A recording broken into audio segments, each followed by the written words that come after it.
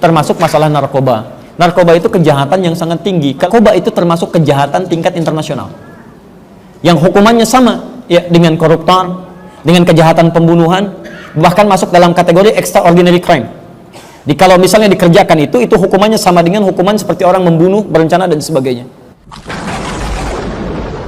La yasqa qaumin qaum, jangan saling cela. La yagtab ba'dukum ba'dha, jangan bergosip.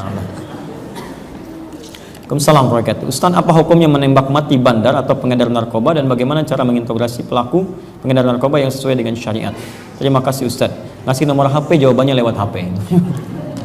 Tayyib. Yang seperti ini kembali pada ketentuan hukumnya. Dalam agama ada ketentuan termasuk di sini berlaku hukum qisas. Qisas ini diterapkan dalam bentuk dua hal. Jika negerinya negeri Islam, maka qisas diterapkan dalam bentuk sesuai dengan kadar kesalahannya.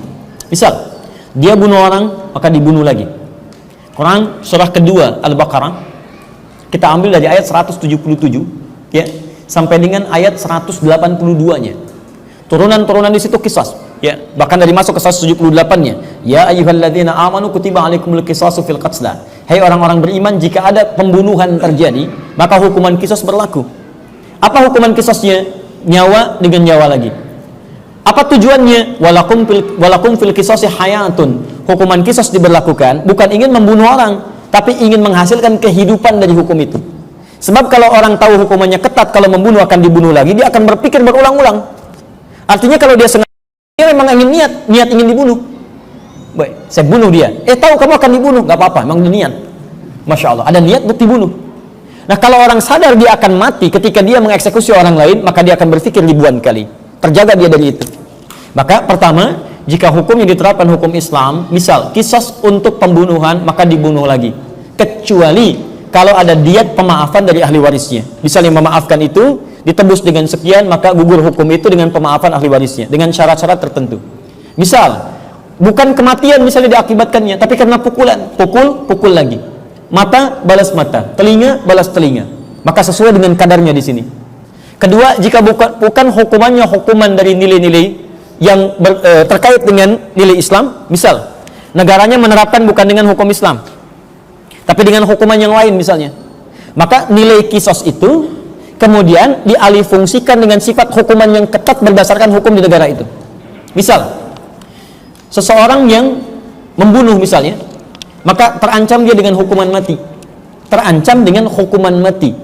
Maka, mohon maaf, penerapan hukuman itu bukan diarahkan meringankan, tapi harusnya sesungguhnya dibuat dengan hukum berlapis mengarah pada hukuman berat itu. Saya ulang. Jika diterapkan hukum misalnya, orang yang membunuh diancam dengan pasal hukuman mati.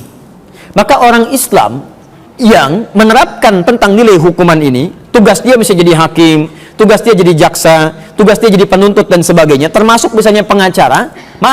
Yang dihadirkan adalah tuntutan ini diarahkan pada tuntutan maksimalnya, bukan tuntutan pada minimalnya. Sehingga dengan tuntutan kematiannya ini bisa mencegah seseorang dari berbuat perbuatan yang tidak diinginkan. Jadi kadang-kadang mohon maaf, sistem hukum kita itu mengarahkan kepada pengurangannya, bukan pada pengetatannya. Contoh, seorang yang melakukan pembunuhan diancam dengan hukuman mati atau pidana seumur hidup atau denda sekian atau subsidiar sekian.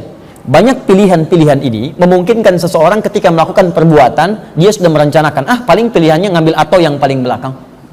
Nanti saya cari pengacara yang paling bagus, nanti saya buat begini-begini, akhirnya terjadilah kemudian kejahatan yang direncanakan. Sistem dunianya tidak berlaku, sekalipun sistem akhiratnya mungkin belum muncul, tapi sistem dunianya menjadi lemah di situ. Dalam kasus ini termasuk masalah narkoba. Narkoba itu kejahatan yang sangat tinggi. Kalau saya pernah baca tentang tuntunan kepolisian, di situ disebutkan narkoba itu termasuk kejahatan tingkat internasional, yang hukumannya sama ya dengan koruptor, dengan kejahatan pembunuhan, bahkan masuk dalam kategori extraordinary crime. Kalau misalnya dikerjakan itu hukumannya sama dengan hukuman seperti orang membunuh berencana dan sebagainya. Maka dalam hal yang demikian, jika undang-undangnya mengatur pada hal yang demikian, kebolehannya Anda mengeksekusi orang yang mengedarkan demikian, hukumnya ada dan akibatnya juga ada, dampaknya ada, maka dalam hal agama itu dibolehkan. Jika memang dipastikan yang demikian itu tidak bisa dihindari kecuali dengan hukuman yang demikian. Misal, dia tidak mau menyerah, tetap kemudian dia melawan, bahkan melakukan senjata, bahkan dengan itu dampaknya bisa banyak, menggugurkan orang lain, menyebabkan orang meninggal, maka dalam antum menunaikan tugas, antum punya kewenangan itu, hukumnya ada, maka diperkenankan antum untuk melakukan tindakan yang demikian. Jika memang pelaku dimaksud tidak mau menyerah, tidak bertobat, dan di situ dia bisa membahayakan orang lain. Wallahu taala alam bissawab.